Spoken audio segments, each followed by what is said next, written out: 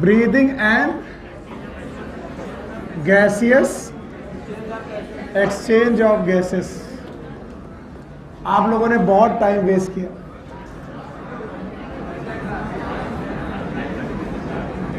और मेरी स्पेलिंग पे बेटा ज़्यादा ध्यान मत दिया, भावनाओं को समझा करो।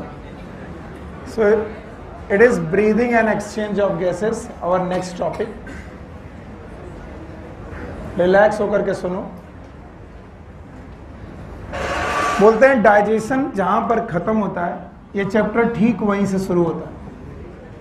कैसे, मैं बताने की कोशिश कर रहा हूं। जैसे हम लोगों ने पढ़ा था इंजेशन, खाने को निगलना, खाना चबाना, इंजेशन।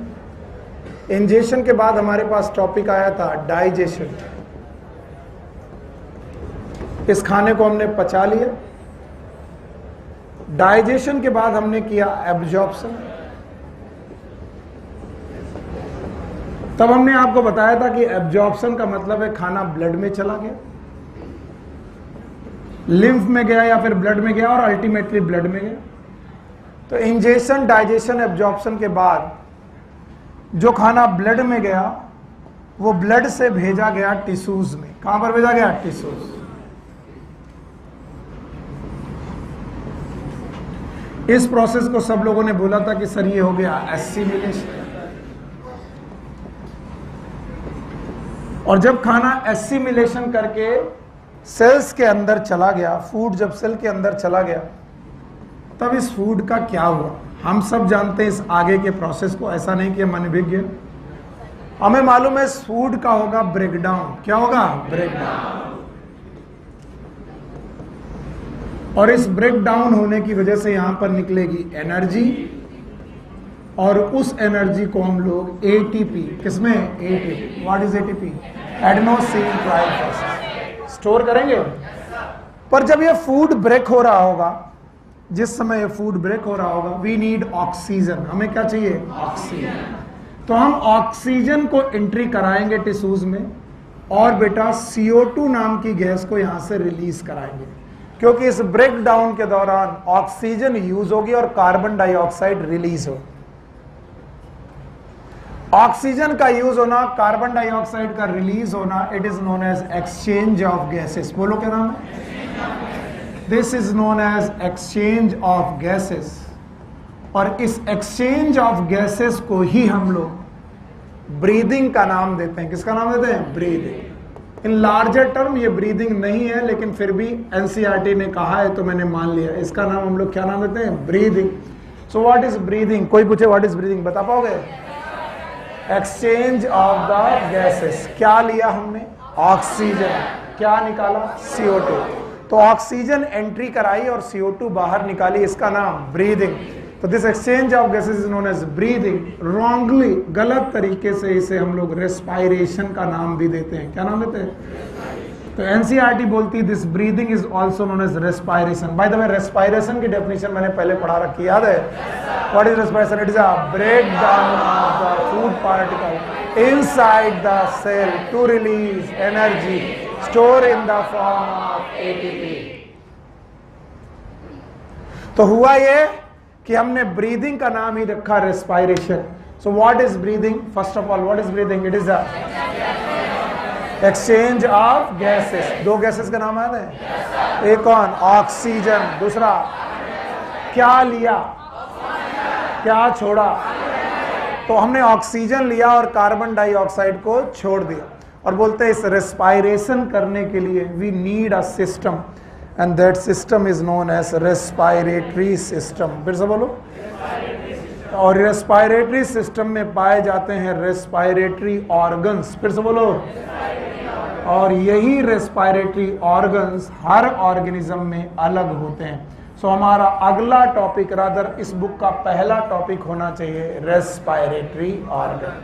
मैंने बोला ना एनसीईआरटी बुक्स कितनी अच्छी हैं, हर एक चीज को पढ़ाने के पहले उसकी भूमिका बना देती है और फिर वो बताती हैं कि हम क्या पढ़ाने जा रहे हैं। चलो मैं इस टॉपिक को जल्दी जल्दी निपटाता हूं। हम लोगों ने क्या किया था? इंजेशन, फिर डाइजेशन, फिर एब्जॉर्प्शन करके खाना कहाँ पहुंचाया? ब्लड। ब्लड से कहाँ गया? टिश्यू। टिश्यू में क्या हुआ? एसिमिलेशन। फूड को तोड़ा गया, तोड़ने के लिए क्या चाहिए? ऑक्सीजन। क्या निकली? CO2। तो जो टिश्यू में O2 और CO2 निकली है, क्या उसका एक्सचेंज हुआ? इसी एक्सचेंज ऑफ गैसेस को लार्जर लेवल पर, स्मॉलर लेवल की लार्जर, लार्जर क्या नाम दिया? ब्रीदिंग। और इसी ब्रीदिंग को हमने क्या नाम दिया? रेस्पायरेशन। तो बताओ, exchange of gases that is also known as breathing, also known as respiration.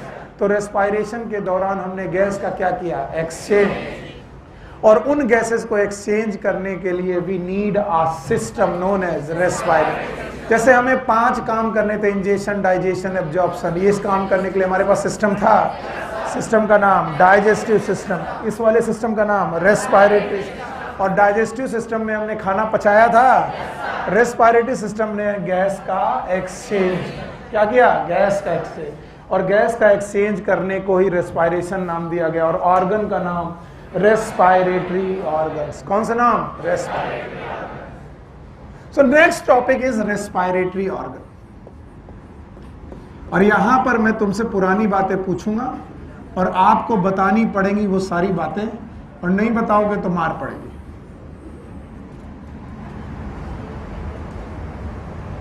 कोई पूछे what are the respiratory organs, तो आप बोलोगे respiratory organ are the organ, they are the organs which help in gaseous exchange। ये वो organ है जो gaseous exchange में मदद करते हैं। और बोलते हैं टाइप ऑफ रेस्पायरेटरी ऑर्गन, कि किसके पास कौन सा रेस्पायरेटरी ऑर्गन होगा, ये 2 बातों पर डिपेंड करता है।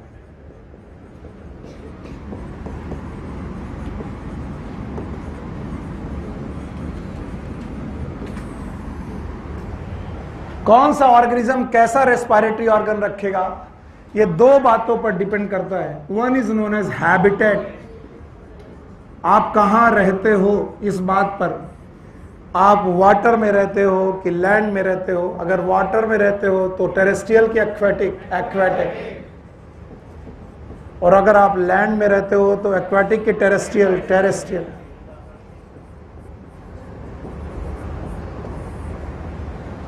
और दूसरा इस बात पर डिपेंड करेगा कि आपका लेवल ऑफ ऑर्गेनाइजेशन क्या है।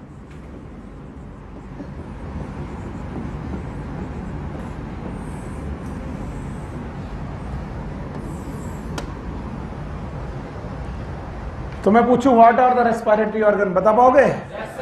Respiratory organ are the organ which help in gaseous exchange.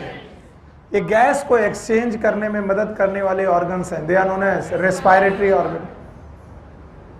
Yes yes. हे भगवान, नहीं नहीं, उसको मालूम है किसे खड़ा होना। उसको लग रहा कि अभी 2 दिन पहले से क्लास चालू की, हमसे क्या पूछने जा रहा। घबराना बिल्कुल नहीं, बाकी बदतमीजी कोई करेगा तो मैं उसको बहुत उड़ाऊंगा, तो बिल्कुल फ्री होकर जवाब देना। यस, लेवल ऑफ ऑर्गेनाइजेशन आपने कितने प्रकार की पढ़ी है? कभी तो पढ़ी होंगी।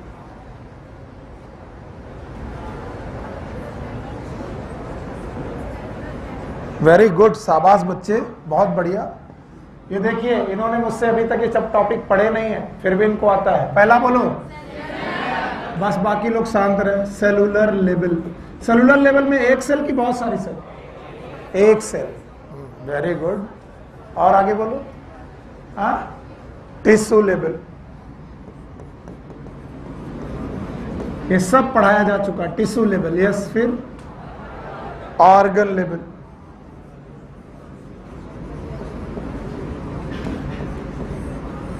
फिर ऑर्गन सिस्टम लेवल,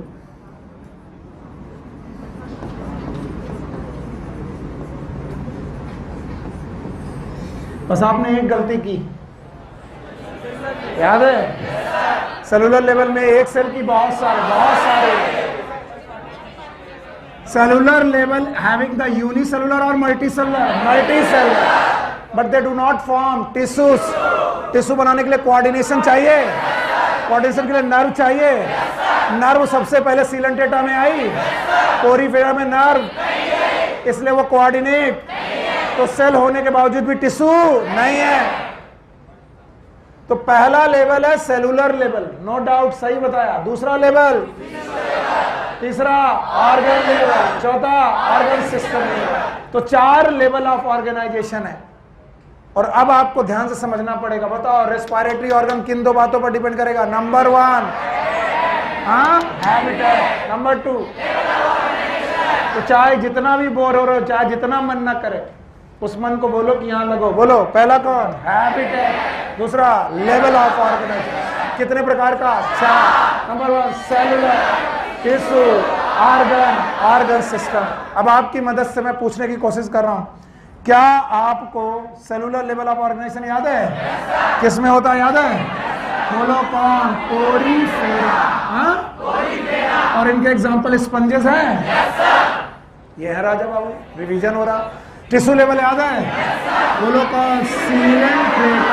सीलन ट्रेटा और टीनोफोरा है। तो सीलन ट्रेटा और टीनोफोरा दोनों टिश्यू लेवल है। एक का नाम कॉम जेली, सीलन ट्रेटा, टीनोफोरा। हाइड्रा किसमें? सीलन ट्रेटा। गजब। क्या आपको ऑर्गन लेवल याद है? बोलो। इट इज प्लेटी हेलमिंथिस। प्लेटी हेलमिंथिस मतलब फ्लैट वॉर्म है, टेप वॉर्म है। तो टेप वॉर्म और फ्लैट वॉर्म इट इज प्लेटी हेलमिंथिस। यस और नो? तो अभी मैं लेवल ऑफ ऑर्गेनाइजेशन की बात कर रहा हूं। आइए, ऑर्गन सिस्टम याद है? नाम सुनने मुझे पूरे नाम चाहिए। चलो बोलो, सारे नाम याद रहेंगे? बोलो नाम मुझे चाहिए। यस बोलो। सर एक का नाम है एसके हेलमिंथिस। एसके हेलमिंथिस है। दूसरा एनेलिडा, वेरी गुड। आर्थ्रोपोडा है। आर्थ्रोपोडा के बाद आर्थ्रोपोडा, किसके बाद? मोलस्का। फिर इकाइनोडर्मेटा है और एक हेमिकॉर्डेटा। ये सब चीज, 1 मिनट बदतमीजी किया तो मैं वहीं आकर उड़ाऊंगा आके, बदतमीजी मत करना। हेमिकॉर्डेटा, ये बताइए ऑर्गन सिस्टम है? एक और बचा ऑर्गन सिस्टम है। कॉर्डेटा बचा, तो हमने कॉर्डेटा अलग लिख लिया। और कॉर्डेटा में वर्टिब्रेटा के अंदर 5 लोग याद है? एक कौन? फिश, एक कौन? रेप्टाइल, और एक कौन? बर्ड्स, और कौन? मैमल। 5 लोग हैं। yes. अब सुनना, मैंने जबरदस्ती ये 3 ग्रुप बनाए, आपको समझना पड़ेगा। कॉर्डेटा को अकेले मैं वर्टिब्रल कॉलम के साथ मानता हूं, इनका नाम है वर्टिब्रेटा। फिर से बोलो। और बाकी सब Invertebrata. All of them are Invertebrata. नाम सुनने में बड़ा अच्छा लगता है, पर अगर मैं पूछूं इनवर्टिब्रेटा का मतलब जिनमें रीढ़ की हड्डी ना हो। हमें रीढ़ की हड्डी, केचुए में रीढ़ की हड्डी, सांप में रीढ़ की हड्डी, केचुए में भी नहीं है, सांप में नहीं। क्योंकि बचपन में जब आपने केचुआ देखा था तो बोला था मम्मी सांप, तो मम्मी ने कहा नहीं ये सांप नहीं है केचुआ। फिर बाद में जब आपने सांप देखा तो बोला मम्मी केचुआ, बोले भाग ये सांप है। सांप के पास रीढ़ की हड्डी है, केचुए में रीढ़ की हड्डी। वो किसका मेंबर है? एनेलिडा। तो हमने पूरे ग्रुप को 2 पार्ट में बांटा, एक कौन? वर्टिब्रेट और एक इनवर्टिब्रेट। पोरीफेरा से लेकर hemichordata, they are invertebrate. Sir ये क्यों पढ़ा रहे हो? अचानक रेस्पिरेटरी सिस्टम पढ़ाते पढ़ाते यहां कहां कूद गए? यहां इस बात पर कूद गए कि बोला रेस्पिरेटरी ऑर्गन किन 2 बातों पर डिपेंड करते हैं, याद है? नंबर 1 हैबिटेट, दूसरा लेवल ऑफ। पक्का? तो हैबिटेट बदलेगा, रेस्पिरेटरी ऑर्गन बदल जाएंगे, और लेवल ऑफ ऑर्गेनाइजेशन बदलेगा, रेस्पिरेटरी ऑर्गन बदल जाएंगे। देखिए ध्यान से सुनिए, अगर बुद्धि है तो आप जवाब दोगे पोरीफेरा का रेस्पिरेटरी ऑर्गन किसी को याद है? It is known as GBS, general body surface. General body, no not the canal, never say this. Canal system is digestion के साथ हो रहा, लेकिन मेन ऑर्गन की बात की जा रही। Organ is no organ, it is general body surface. General body surface से आपका रेस्पायरेशन हो रहा, देयर इज नो ऑर्गन। बताओ, Coelenterata Ctenophora general body surface, Platyhelminthes general body surface. अब आया Aschelminthes generally parasite, generally aerobic या anaerobic, anaerobic. Respiratory system की जरूरत नहीं है, अगर हुई तो जीबीएस, हुई तो जीबीएस। अब आया Annelida, it is not general body surface, it is cuticle. हर चीज general, it is moist cuticle. Moist cuticle आप स्किन बोल सकते हो, जनरल बॉडी सरफेस मत बोलना।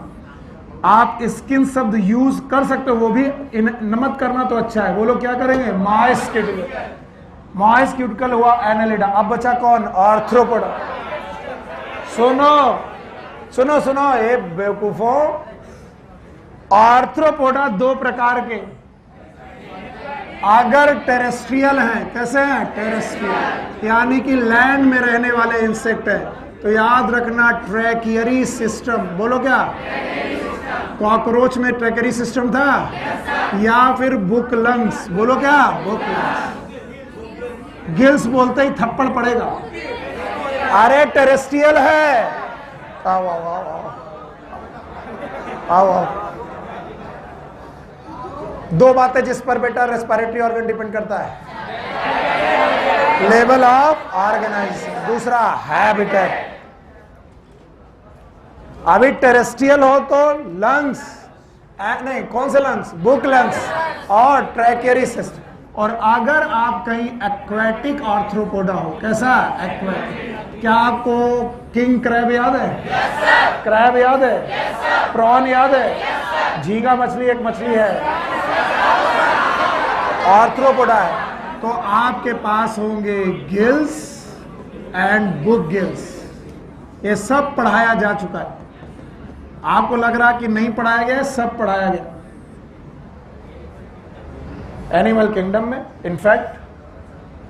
तो गिल्स और बुक गिल्स आर्थ्रोपोडा में पाए जाते हैं, एक्वेटिक सिस्टम में। हैबिटेट बदलिए, बदल गया। और टेरेस्ट्रियल सिस्टम में ट्रैकियरी सिस्टम और बुक लंग्स। अब बचा मोलस्का, मोलस्का में पाए जाएंगे गिल्स, फिर से बोलो, और बेटा इकाइनोडर्मेटा में GBS. What is GBS? General body surface, या फिर वाटर वेस्कुलर सिस्टम, फिर से बोलो। और बचा हेमिकॉर्डेटा, गिल्स, फिर से बोलो, गिल्स। अब आइए भाई साहब, फिश, गिल्स, बोलो गिल्स। एम्फीबिया से लेकर मैमल तक लंग्स, एम्फीबिया से लेकर मैमल तक लंग्स। अगर आप इतना सीख पाए हो तो आप अपना दूसरा पैराग्राफ सही ढंग से पढ़ पाए। आपके एनसीईआरटी में जो दूसरा पैराग्राफ है रेस्पिरेटरी ऑर्गन, वो इतनी चीजें बताता है। आप सर इतना तो नहीं लिखा है, लिखा है। दो बातें, one is level of organization, दूसरा हैबिटेट। और ये जब तक मैं पूछ नहीं लूंगा आगे नहीं बढ़ूंगा मैं। हटा दें, चलो एक मिनट। ये सब एनिमल किंगडम में हम लोगों ने डिटेल में पढ़ा। और कुछ लोगों को लगता कि सर को इतना कैसे, बच्चों को इतना कैसे आता है। अगर आप कॉन्सेप्ट से पढ़ोगे, रट्टा नहीं मारोगे। टाइम मत देखो बेटा, कोई फायदा नहीं है। घड़ी लगी है 1:15 बजे, अभी 12:15। भांग खा के बैठे होगा, हटो, हटा दें। देखो बेटा धीरे धीरे आएगा, पढ़ो मेरे साथ। पोरीफेरा, 4 लोग जीबीएस, बोलो कौन? Porifera, Coelenterata, Ctenophora, Platyhelminthes. तो सबसे पहली बात तो आपको सारे फाइलम आने चाहिए, आते हैं? बोलो, Porifera, Coelenterata, Ctenophora, Platyhelminthes, Aschelminthes, Annelida, Arthropoda, Mollusca, Echinodermata, Chordata. Chordata याद है? कॉर्डेटा में कितने लोग? 5। Fish, Amphibia, reptile, birds, mammal. और आप सुनो, मैं एक एक करके पूछ रहा हूं, तुम एक एक करके जवाब दो तो और अच्छा रहेगा। बताओ, पोरीफेरा, सीलेंटेटा, जीविया, टीनोफोरा, जीविया, प्लैटीहेल्मिन्थेस, जीविया। प्लैटीहेल्मिन्थेस की जरूरत, एसक्यूएल में से जरूरत होगा तो GBS, Annelida, moist cuticle, moist cuticle earthworm है। आर्थ्रोपोडा आया कितने प्रकार का? 2। लैंड में तो tracheary system and book lungs, lungs मत बोलना, बुक लंग्स। और अगर पानी में गए तो gills and book gills, gills and book gills. Arthropoda निकल गया। मोलस्का गिल्स होगा। इकाइनोडर्मिटा, इकाइनोडर्मा जनरल बॉडी सरफेस या फिर वाटर वेस्कुलर सिस्टम, याद रहेगा। फिर आया हेमीकॉर्डेटा, गिल्स, याद है। और बताओ कॉर्डेटा फिश में और एम्फीबिया से लेकर मैमल तक, हाँ लंग्स। हे राजन खड़े हो। हे राजन, जब कभी तुमने गिल्स की बात मोलस्का में की तो ये कहाँ पाए जाते? सब लोग शांत रहेंगे। मोलस्का में गिल्स कहाँ पाए जाते? डंडा लाओ। हाँ चॉकलेट आज दे इनको बड़ी आराम से। रोज नई नई टी शर्ट पहन के आ रहे हो, दिन में 2 बार लाओ। अरे आ जाओ आ जाओ। ये बैठे बैठे ऊंग रहे थे। आ जाओ आ जाओ। गिल्स, हाँ चॉकलेट देते हैं ना, लो 2 चॉकलेट। चलो हैप्पी चॉकलेट डे। बाकी लोग अगर नहीं बता पाए तो मैं छोड़ देंगे। बताओ मोलस्का में गिल्स, मेंटल कैविटी, हाँ बताओ। अरे और मेंटल कैविटी में पाए गए ये गिल्स, एक काम की 2 काम। एक और रेस्पायरेशन, दूसरा एक्सक्रीशन। तो बहुत ए राजन, मेरे से गुस्सा होने का कोई मतलब नहीं है। आगे सुनो। ज्यादातर समय पर रेस्पायरेशन में बॉडी फ्लूइड इन्वॉल्व नहीं है, लेकिन वर्टिब्रेटा तक आते आते, वर्टिब्रेटा तक आते आते रेस्पायरेटरी ऑर्गन वेस्कुलराइज्ड हो गए हैं। वेस्कुलराइज्ड रेस्पायरेटरी ऑर्गन, सुनोगे नहीं मरोगे। ऐसे रेस्पायरेटरी ऑर्गन जिनमें ब्लड वेसल्स और ब्लड एंट्री कर गया। आप याद करो, कॉकरोच के ट्रैकेरी सिस्टम में ब्लड का कोई लेना देना नहीं था। तो ज्यादातर समय पर respiratory organ they divide of body fluid, लेकिन वर्टिब्रेटा तक आते आते द ऑर्गन बिकम वेस्कुलराइज्ड। और वर्टिब्रेटा के वेस्कुलराइज्ड रेस्पिरेटरी ऑर्गन 2 प्रकार के, वन इज गिल्स। अगर कोई पूछे गिल्स में ब्लड वेसल्स हैं, यस। और दूसरे हैं लंग्स। बुक लिखती है लंग्स आर वेस्कुलराइज्ड बैग। तो अगर कभी आपका मन कर जाए कि लंग्स के अंदर ब्लड वेसल होंगी कि नहीं होंगी, तो बताओ होंगी, खूब सारी ब्लड वेसल्स होंगी। और इसीलिए वर्टिब्रेटा के रेस्पिरेशन को 2 पार्ट में बांटा गया। गिल से होने वाला respiration it is known as branchial, bronchial, not the bronchial, it is branchial respiration. Bronchial नहीं बोला, ब्रैंकियल। ब्रैंक का मतलब ही होता है गिल्स, और लंग्स का मतलब पल्मोन। पल्मोन का मतलब ही होता है लंग। तो याद रखना, this type of respiration is known as pulmonary respiration.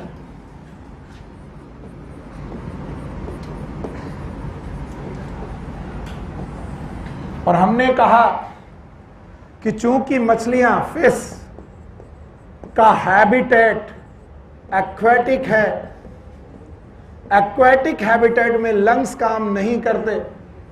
Aquatic habit में रहने के लिए आपको चाहिए गिल्स। आप केवल गिल्स के द्वारा ही रेस्पिरेशन कर सकते हैं। इसीलिए ब्लू व्हेल का शिकार सबसे ज्यादा क्यों होता है?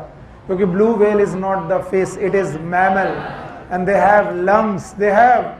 और लंग्स कभी भी पानी के अंदर काम नहीं कर। तो एक बार हवा में आती ही है, पानी के ऊपर आती है, बहुत सारी एयर अपनी लंग्स में भरती है, फिर डुबकी लगाती है, और ये एयर हमेशा बनी रहेगी।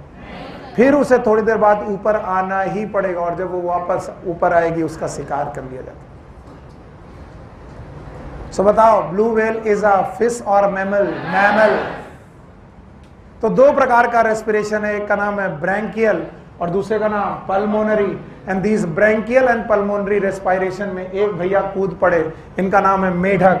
मेढक मतलब फ्रॉग, फ्रॉग मतलब एम्फीबिया। और वो बोलते हैं हम तो दोनों जगह रह लेते हैं, हमारे बारे में बताओ। एम्फीबिया मतलब फ्रॉग, और एम्फीबिया ने कहा कि हम तो दोनों ही जगह रह लेते हैं। एम्फी मतलब बोथ। तो भगवान ने कहा कि हे फ्रॉग, हे राजन,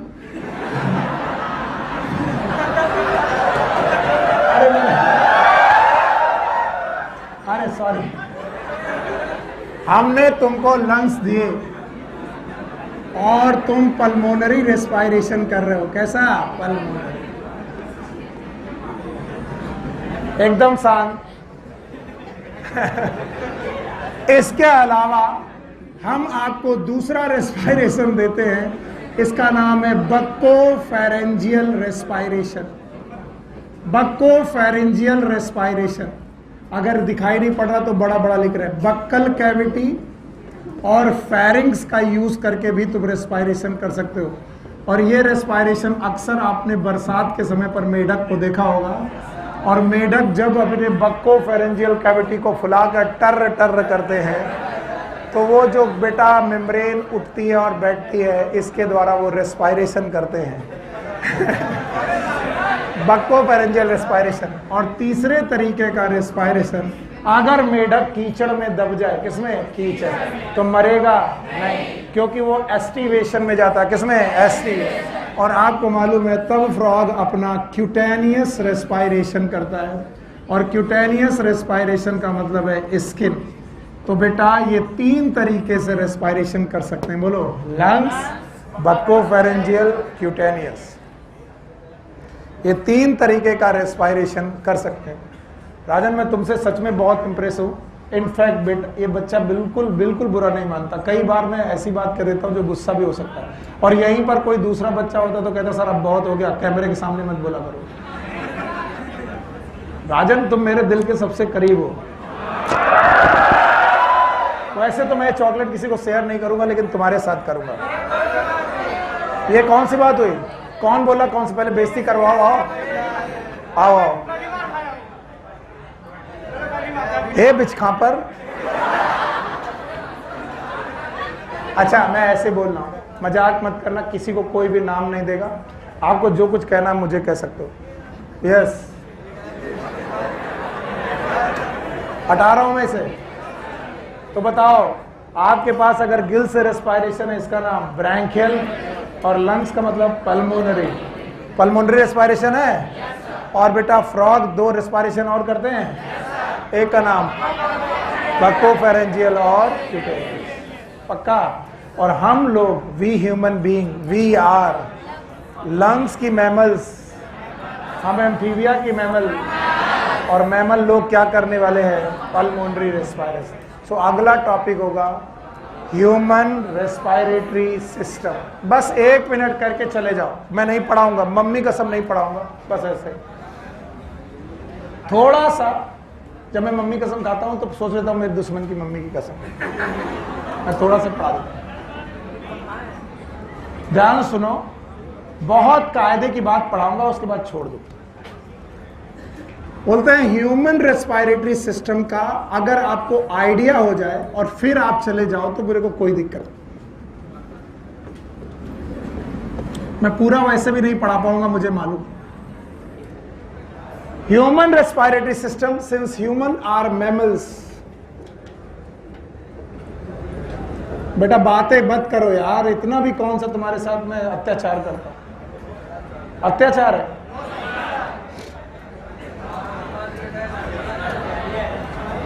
बच्चों, ह्यूमन एक मैमल है, और मैमल अपना रेस्पिरेशन लंग्स से करते हैं, इसीलिए बोलते हैं इसे पल्मोनरी रेस्पिरेशन। Pulmonary respiration. और परमोलरी रेस्पायरेशन करने के लिए भगवान ने इन्हें लंग्स दिए और ये कैविटी में दिए हैं, and that cavity is known as thoracic cavity. और बस आप मुझे थोरेसिक कैविटी के बारे में आइडिया दे दो और फिर इसके बाद घर जाओगे। सब लोग ध्यान सुनेंगे। बैग संभालने लगे, खड़े हो। कैसे तुमको मैंने ऑर्डर किया कि तुम उसके अंदर नोटबुक रखोगे? अच्छा, आपकी vertebral column started from the base of head, base of neck की बेस ऑफ हेड, एटलस और एक्सिस का नाम सुना है?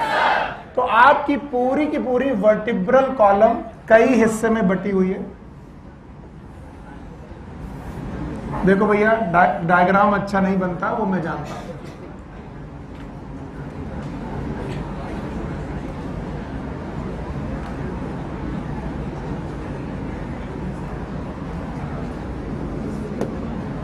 गिनना मत, गिनोगे तो वर्टिब्री कम ज्यादा हो सकती है। अब मैं आपको सिखा रहा हूं क्योंकि यही चीज कल काम आएगी, और कल काम आ जाएगी तो काम बन जाएगा। बोलो, क्या आपके नेक रीजन में वर्टिब्री हैं? क्या आपके चेस्ट के पीछे वर्टिब्री हैं? क्या आपके एब्डोमेन के पीछे वर्टिब्री हैं? यस। और क्या आपके सैक्रम के पीछे वर्टिब्री हैं? यस। अब सुनो, एकदम शांत यार, मैं रीढ़ की हड्डियां गिन रहा हूं। सौरभ बाबू, ये रीढ़ की हड्डियां किस चैप्टर में आती हैं?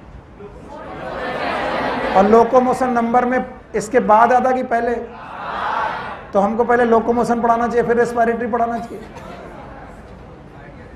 When you have clear mind, जब आपका माइंड क्लियर होता है सब चीजें आती है, और नहीं हो तो नहीं आती, उन्हें बोल देना।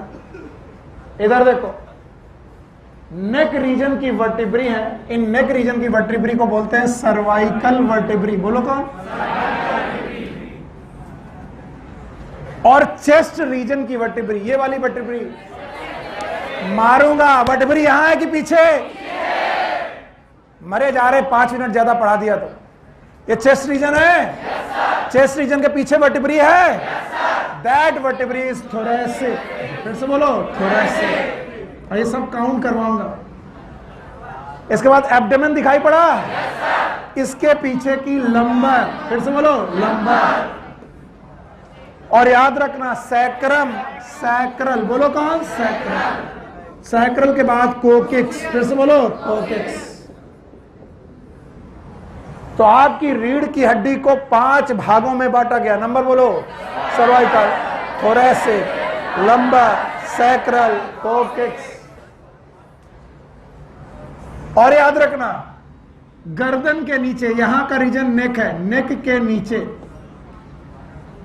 आपकी बॉडी के वेंट्रल साइड में एक बोन है, and that bone is known as sternum. फिर से बोलो, sternum. This is known as sternum. इस स्टर्नम बोन के और रिब्स के बीच में, सॉरी, स्टर्नम बोन और वर्टिब्री के बीच में है रिब्स। फिर से बोलो, रिब्स, जिन्हें बोलते हैं पसलियां। क्या बोलते हैं? पसलियां। ये है रिब्स, और रिब्स में प्रेजेंट है इंटरकॉस्टल मसल्स। यानी ये रिब खुली है कि बेटा बंद है? बंद। तो बताए, रिब्स एंड इंटरकॉस्टल मसल।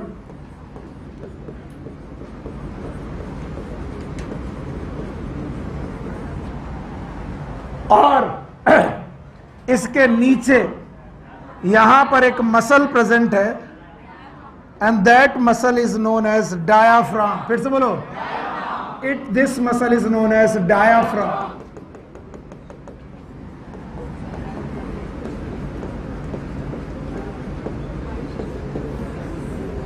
ये यहां देखने में अच्छा है। अब अपनी बॉडी को देखो, दिस बोन इज स्टर्नम। बोलो क्या? Sternum, chest bone. स्टर्नम हो गई।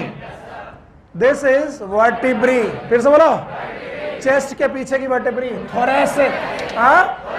सर्वाइकल की थोरेसिक, थोरेसिक। आगे, पीछे, थोरैसिक वर्टिब्री, पूरा बोलो, आगे पीछे थोरैसिक वर्टिब्री, पक्का? नीचे डायाफ्राम, नीचे डायाफ्राम, साइड में रिब्स, साइड में एक एयर टाइट कैविटी बनी, और रिब्स खुली है कि बेटा बंद? किस मसल से? इंटरकॉस्टल। और एक कैविटी बनी, that cavity is known as thoracic cavity. बोलो क्या? Thoracic cavity. इसी थोरैसिक कैविटी के अंदर आपके पास कितने जोड़ी लंग्स? 2 जोड़ी। अच्छा, 1 जोड़ी लंग्स पाए जाते हैं, और इनमें से एक लेफ्ट और एक राइट। हाँ, लेफ्ट और राइट 2 लंग्स पाए जाते हैं, और किस कैविटी में पाए जाते हैं? Thoracic cavity. इस थोरैसिक कैविटी के इन दोनों लंग्स के बारे में आपको कुछ बातें आपको मैं पढ़ाऊंगा, आज नहीं, लेकिन आपको पहले ध्यान से सुनना पड़ेगा। अभी के लिए कुछ बातें सुननी पड़ेगी। अगर आप थोरैसिक कैविटी की बाउंड्री अच्छे से बता देंगे, और इधर जो लोग देख रहे हैं वो मरेंगे ही मरेंगे। 4 महीने बाद आप भूल जाओगे सर ने क्या पढ़ाया, पर जब अपनी बॉडी साथ लेके चल रहे हो ये भी भूल जाओगे कौन है। तो बताओ, गर्दन के नीचे तो ऊपर बेस ऑफ नेक है, ऊपर की तरफ बेस ऑफ नेक बंद हो गया, नीचे डायाफ्राम, तो ऊपर से बंद, नीचे से बंद, आगे से, पीछे से, राइट साइड में रिब्स, लेफ्ट साइड में, और इंटरकॉस्टल मसल। बताओ, पूरी की पूरी कैविटी, क्या ये एयर टाइट कैविटी है? Yes sir. अब देखना, इसका मैं एंटीरियर पोस्टीरियर व्यू बना रहा हूं। अगर ये बेस ऑफ नेक है, बेस ऑफ नेक सर, और ये है डायाफ्राम, बोलो क्या? डायाफ्राम। तो सर जी ये होंगी रिब्स, बोलो क्या? रिब्स। बाकी मैं कुछ बना नहीं पाऊंगा, अब आपको महसूस करना पड़ेगा। ये नेक, बात मत कर बेवकूफ। नीचे, ऊपर, नीचे, साइड, रिब्स, आगे, पीछे। क्योंकि मैंने सामने से बनाया है तो मेरे पास स्टर्नम नहीं बन पाई है, और ना मैं बनाऊंगा, आपको महसूस करनी पड़ेगी। आगे की तरफ क्या होगा? स्टर्नम, और पीछे की तरफ क्या होगा? वर्टिब्रल कॉलम, बोलो। और बेटा आगे की तरफ स्टर्नम, पीछे की तरफ वर्टिब्रल कॉलम, साइड में रिब्स, नीचे, ऊपर। बताओ, जो मैंने ये बनाया इसका नाम क्या? बताओ, इसका नाम क्या है? डायाफ्राम, पक्का? इसका नाम बेस ऑफ, ये रिब्स, ये। और पेन छोड़ देना, क्योंकि बुक में लिखा नहीं मिलेगा और तुम मरोगे, मैं नहीं मरूंगा। घर में जाकर के एक स्टील का ग्लास लीजिए, ग्लास को अपने मुंह से लगाइए और एयर सक करिए। किया होगा आपने कभी ना कभी? बताओ, ग्लास आपके मुंह में चिपक जाएगा? Yes sir. इसका कारण है निगेटिव प्रेशर, बोलो क्या? जब आपने एयर सक कर ली तो ग्लास के अंदर निगेटिव प्रेशर पैदा हुआ। अगर आप ये नहीं मान, अगर आपको इतनी अकल नहीं तो आप फिजिक्स नहीं जानते, आपको फिर से सोचनी चाहिए। तुम लोग गलती करते हो, इस तरीके की हरकत करने वालों को तुरंत पॉइंट किया करो जिसने इस तरीके की आवाज निकाली, और वो फिर जिंदगी में भूल जाएगा, उसकी जहां से हवा निकलनी चाहिए वहां से भी नहीं निकलेगी।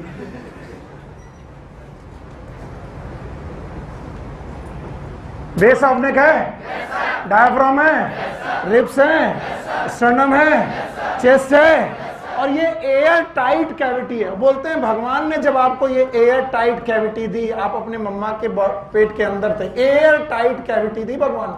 कैसे दी? कमाल है। और एयर टाइट कैविटी में भी निगेटिव प्रेशर दिया। कैसा? आपकी जब थोरैसिक कैविटी बनी तब तक प्रेशर पॉजिटिव था कि निगेटिव? निगेटिव। करके देखिएगा, अगर आपने ग्लास से एयर सक कर ली, ग्लास आपके मुंह में चिपक जाएगा, लेकिन अगर ग्लास में छेद हो जाए, क्या हो जाए? छेद। तो बताइए, एयर अंदर आएगी कि बाहर? बाहर। वाह रे मेरे बच्चे, वाह मेरे बच्चे, शाबाश। आप ग्लास की एयर सक किए बैठे और ग्लास के अंदर इस निगेटिव प्रेशर है, अब आपने ग्लास में छेद कर दिया तो हवा बाहर जाएगी। मतलब हर दर्जे के आइटम आदमी हो यार।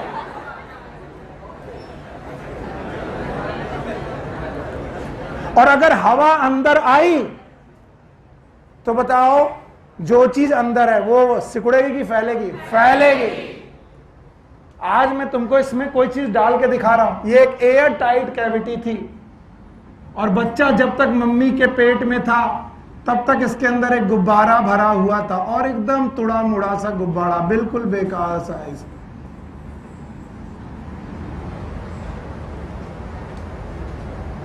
बिल्कुल यही है।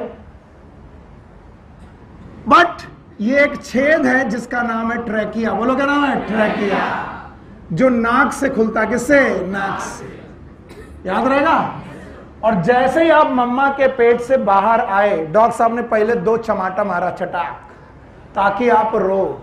और जैसे आप रोए, पहली बार हवा भरी, हवा, वो ग्लास में छेद हुआ था तो हवा अंदर, और जैसे ही अंदर आया, बताइए यहां हवा इसे गुब्बारे को बचाया कि फुला दिया? और जैसे फुलाया, आज इसका नाम क्या है? लंग्स।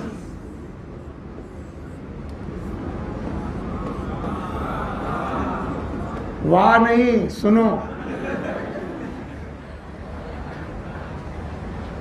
और जब से आपके गुब्बारे फूले हुए, इन्हीं का नाम बताओ क्या है? लंग्स।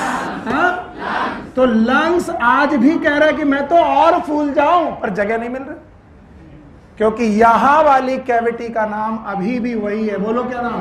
Thoracic cavity. फिर से बोलो। तो जब तक मैं थोरैसिक कैविटी अकेले नहीं बनाता हूं, बच्चों को समझ में नहीं आती थोरैसिक कैविटी क्या है। और this cavity is known as pulmonary cavity. फिर से बोलो। तो लंग की कैविटी और चेस्ट की कैविटी और थोरैसिक कैविटी पॉजिटिव की निगेटिव? निगेटिव। और थोरैसिक कैविटी अगर निगेटिव है तो बताओ, निगेटिव होने की वजह से जो चीज डालोगे वो रुकेगी कि फैल जाएगी? फैल जाएगी। एयर अंदर आने की टेंडेंसी रखेगी, बाहर? अंदर। और एक क्वेश्चन पीजी में बना, यूजी में भी एम्स ने बनाया कि एक बंदे ने आप पे चाकू से वार किया, चाकू आपके सीने पे लगी, सीने पे ऐसे लगी कि थोरैसिक कैविटी रप्चर हो गई। क्या रप्चर हो गई? Thoracic cavity. लेकिन पल्मोनरी कैविटी पे कोई फर्क नहीं पड़ा, नहीं लंग्स में चोट नहीं आई, थोरैसिक कैविटी में चोट आई। बताइए हवा अंदर आएगी कि बाहर? हाँ, अंदर। बिल्कुल सही है। लोग क्या कहते हैं? लंग्स में हवा भरी है, बाहर आनी चाहिए, क्योंकि ये ग्लास है जिसकी एयर सक कर ली है, पॉजिटिव की निगेटिव? छेद हुआ तो हवा अंदर, ये वही छेद है। और अगर चाकू लंग्स तक पहुंच जाए और लंग्स पंचर हो जाए तो हवा अंदर की बाहर, क्योंकि लंग्स जितना चाहते सिकुड़ना कि फैलना? फैलना। और तुमने उस फैले हुए गुब्बारे को पंक्चर किया, हवा बचेगी गायब? गायब। ये सिचुएशन उतनी हार्मफुल नहीं है जितनी सिचुएशन केवल थोरैसिक कैविटी का रप्चर हो जाना है। क्यों? जैसे ही थोरैसिक कैविटी रप्चर हुई, पानी बहुत तेजी से हवा अंदर आई, और हवा अंदर आई तो उन्होंने लंग को दबाना चालू किया। लंग्स जैसे ही दबे, एयर अंदर की बाहर? बाहर। तो सांस ले पाओगे कि छोड़ोगे? छोड़ोगे। तो ये लोग सांस ना ले पाने की वजह से डेथ होती है। And most of the road side accident, बोलो, जब डायाफ्राम फटता है, एक्सीडेंट भयानक हुआ, डायाफ्राम रप्चर हुआ, बंदा किस वजह से मर जाता है? क्यों? क्योंकि इस डायाफ्राम से एयर बहुत तेजी से अंदर घुसती है, या फिर चेस्ट में रप्चर होने की वजह से एयर बहुत तेजी से घुसती है। इसलिए बोलते हैं, ये एनसीईआरटी में जाकर लिखा हुआ है, पढ़ लेना, कि जैसे जैसे तुम करोगे वॉल्यूम बढ़ाओगे, वॉल्यूम बढ़ते ही P is inversely proportional to V, volume बढ़ाओगे प्रेशर कम होगा। तो पहले से निगेटिव प्रेशर था, अगर थोरैसिक कैविटी का और वॉल्यूम बढ़ाया, प्रेशर और निगेटिव, एयर अंदर की बाहर? अंदर। तो थोरैसिक कैविटी बड़ी करने पर लंग की कैविटी भी बढ़ जाएगी, थोरैसिक कैविटी छोटी करने पर लंग्स की भी कैपेसिटी छोटी हो जाएगी। And this is the basic concept of the inspiration and expiration. अगर आपको यह आता है तो कल मुझे इंस्पायरेशन और एक्सपायरेशन पढ़ाने में दिक्कत नहीं आएगी, केवल 2 बातें बता पाओगे। बताओ, थोरैसिक कैविटी और पल्मोनरी कैविटी एक ही बात है? लंग्स की कैविटी, चेस्ट की कैविटी, एक निगेटिव है कौन?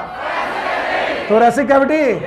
और वो हमेशा अपने अंदर जो भी चीज आ रही है उसमें एयर बुलाना चाहती है, और उसके अंदर कौन भरे हैं? लंग्स। तो अगर मैं थोरेसिक कैविटी का वॉल्यूम बढ़ाऊं तो लंग्स का वॉल्यूम बढ़ेगा, एयर अंदर आए। और अगर मैं बेटा थोरेसिक कैविटी का वॉल्यूम घटाऊं तो लंग्स का वॉल्यूम घटेगा, एयर बाहर जाए। और ब्रीदिंग के दो मुख्य process, one is inspiration, expiration, ऐसे ही डील किए जाएंगे। आज मैंने इसे पढ़ाया नहीं, कल पूछूंगा। Take care, good luck, bye bye. शाम को 6 से 8 एंडोक्राइन सिस्टम। Take care.